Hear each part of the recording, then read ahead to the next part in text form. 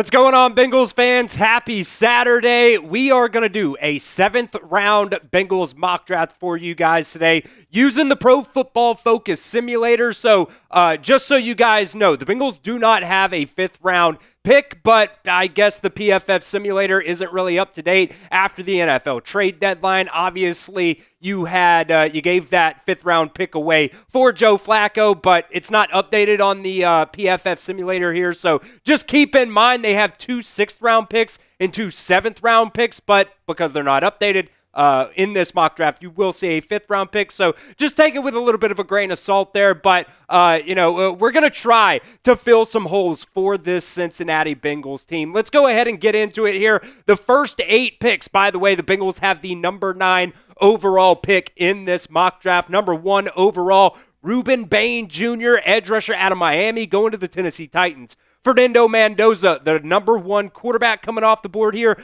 going number 2 overall to the Saints. TJ Parker, edge rusher out of Clemson, going number 3 to the New York Giants. Caleb Downs, that one really sucks. Really was hoping he would be able to fall all the way down there to 9. He ends up going number 4 overall to the Browns. Dante Moore going number 5 to the Jets. Peter Woods going number 6 to the Raiders. That was another guy that I kind of probably would have liked to have. Same with number 7, Arvell Reese, linebacker out of Ohio State, to the Dolphins. And Jordan Tyson, wide receiver out of Arizona State, going to the Washington Commanders. So couple of names currently that are on the board right now. Mekhi Lemon, wide receiver out of USC. Don't really think the Bengals need to go wide receiver in the first round here. Keldrick Falk, edge rusher out of Auburn. He's a really good option. I really like what I've seen out of Mansour Delane out of LSU, cornerback there. Really, what I want to go with, I think, is going to be on the offensive line. So for me, it's going to be between Spencer Fanu, offensive tackle out of Utah, and Francis Mauigoa, offensive tackle out of Miami. And with the number 9 pick overall in this year's NFL draft, Cincinnati Bengals are going to select Francis Mauigoa, offensive tackle out of Miami.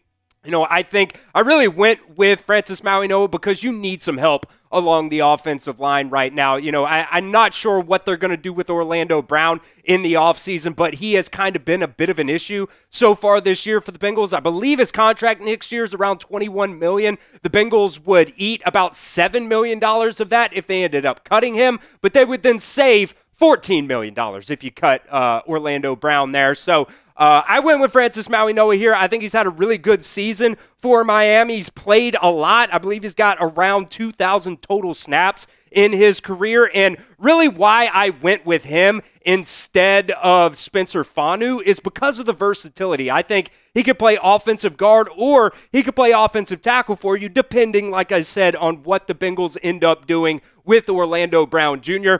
This is what Dane Brugler had to say when he dropped his, top 50 big board just a couple of days ago about Francis Mauigoa. He said a former 5-star recruit, Mauigoa became an immediate starter at right tackle for the Hurricanes, when he was a freshman, and has shown gradual improvements each season. His tape says he can stay outside at tackle, but his skill set at the next level might be maximized by moving him inside to guard. Regardless, Mauigoa is a high floor prospect, and that is something that the Bengals need. They don't need a project guy like they've done the last 2 seasons. They need somebody that can come in, can start immediately, and can really have a big impact for this team. So I don't know from you down inside the comment section, who do you want the Bengals to draft in the first round of this year's NFL draft? Let me know what you guys think down in the pinned comment of today's video. All right, going into round 2 now. The other offensive tackle for Utah still on the board, Caleb Lumu. Amari Washington, defensive tackle out of Oregon. R. Mason Thomas. Man, that one is really making me think right there. Edge rusher out of Oklahoma. He's had a very good season so far this year. Anthony Hill Jr., linebacker out of Texas. Going into this season, a lot of people thought he was going to be the number 1 linebacker in this class. Really hasn't had the best year. And then Dillon Thieneman, safety out of Oregon. Round 2, pick number 41 overall.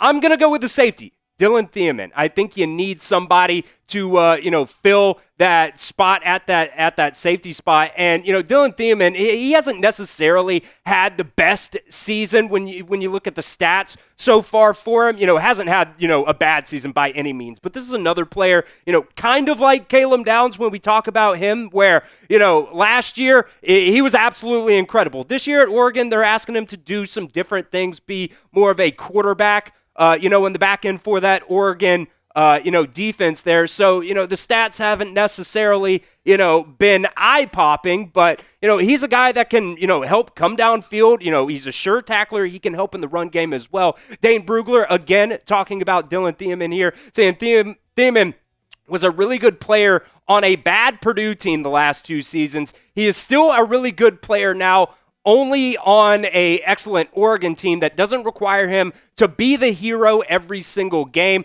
Thanks to his ability in man coverage and as a run defender, Thieneman is a future NFL starter. That is something that the Bengals desperately need at that safety position.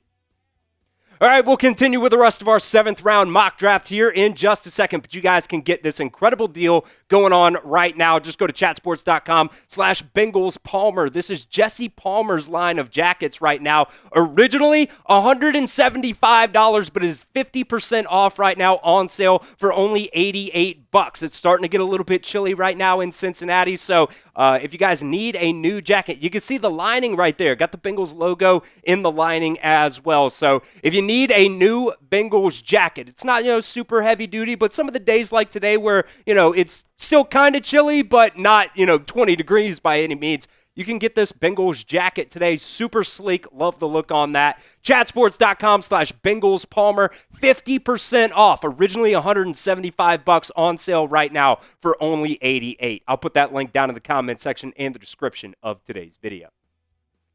All right, going into the 3rd round now for the Bengals. Got a couple guys left on the board here. Max Clare at tight end. That was one guy that I kind of thought about. The Bengals really do love going after tight ends. Whit Weeks is another guy at that linebacker spot. I kind of think he might be the number 1 linebacker in this draft. Zion Young, edge rusher out of Missouri. Julian Neal, cornerback out of Arkansas. And Caden Green, offensive tackle out of Missouri. So in the 3rd round, pick number 73 overall, I'm going to go with edge rusher Zion Young. We don't necessarily know what the Bengals are going to do at edge rusher in the offseason. Trey Hendrickson could technically, be tagged. Maybe they tag and trade him. Maybe they just let him walk in free agency.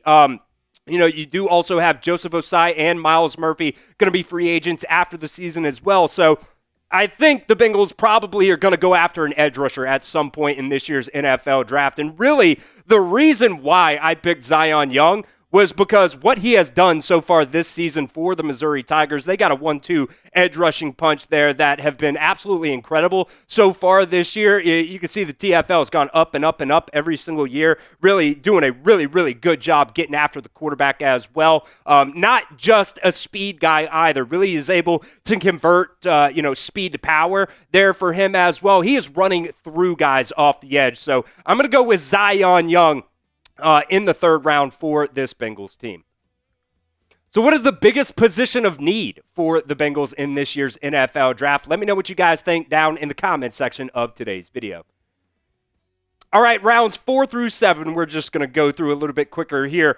Round 4, pick number 109 overall. I'm going to go center Parker Brailsford out of Alabama. This might be a little bit of a homer pick for me, but I really do love this kid. Transferred from Washington with Kalen DeBoer to Alabama, and he has been really, really good. He is the leader along the offensive line. This kid is very, very smart.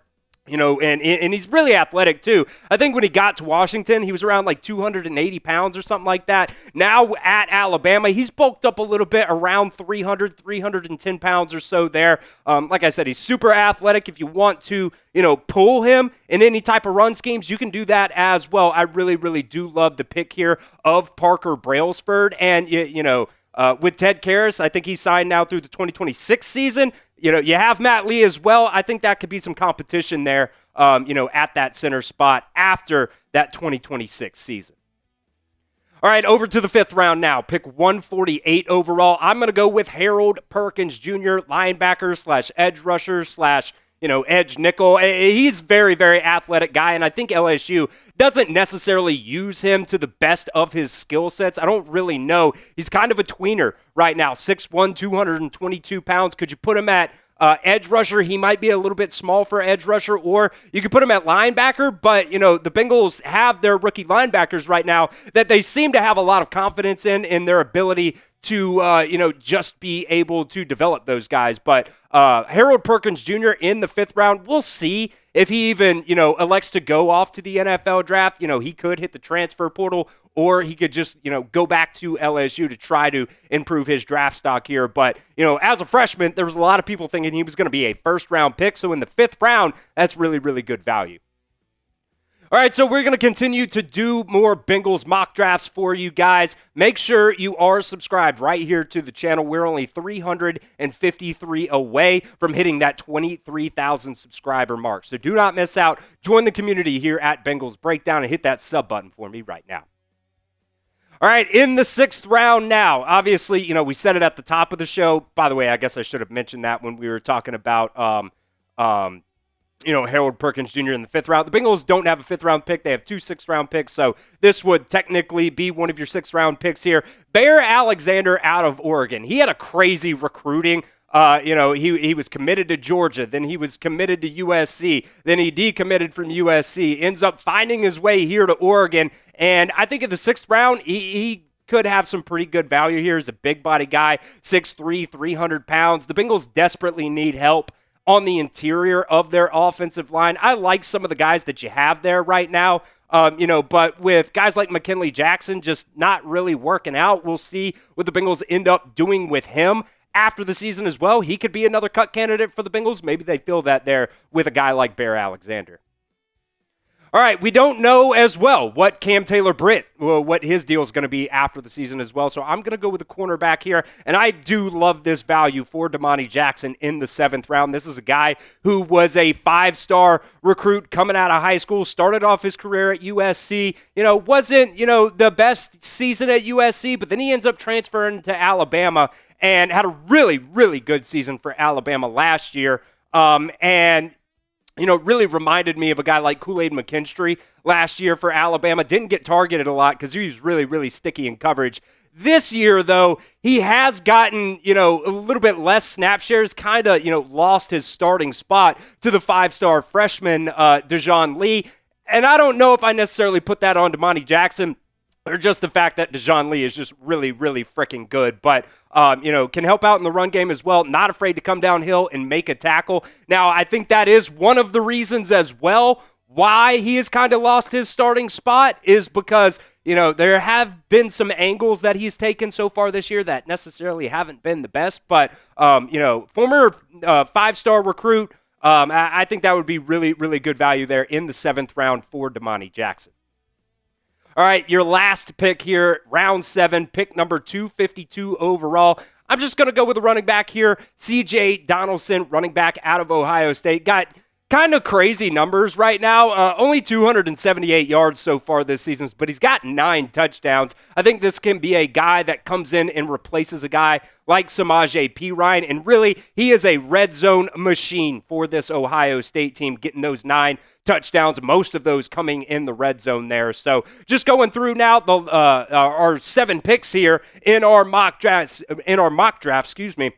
Francis Mauigoa, round 1, pick number 9. I think he could play offensive tackle or offensive guard for this team. That's why I went with the versatility there. Dillon Thieneman, safety out of Oregon in round 2. Zion Young, defensive end / edge rusher in round 3. Parker Brailsford, center out of Alabama in round 4. Harold Perkins Jr., love the value there in round 5. Linebacker / edge rusher out of LSU. Bear Alexander, defensive tackle out of Oregon in round 6. Domani Jackson and C.J. Donaldson in round 7. I want to hear from you guys, though, down inside the comments section as well. You've seen the picks that we went through for our Bengals 7th round mock draft here, and I want you guys to be completely honest with me down inside the comments section. Grade my Bengals 7th round mock draft. Let me know what you guys think. A, B, C, D, or F down in the comments section of today's video.